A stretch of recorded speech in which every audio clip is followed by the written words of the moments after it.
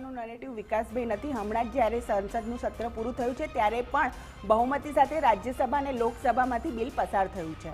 બરોબર છે. પ્રજાનો એનડીએ ગઠબંધન છે સંપૂર્ણ રીતે જે વિકાસની વિચારધારા છે ને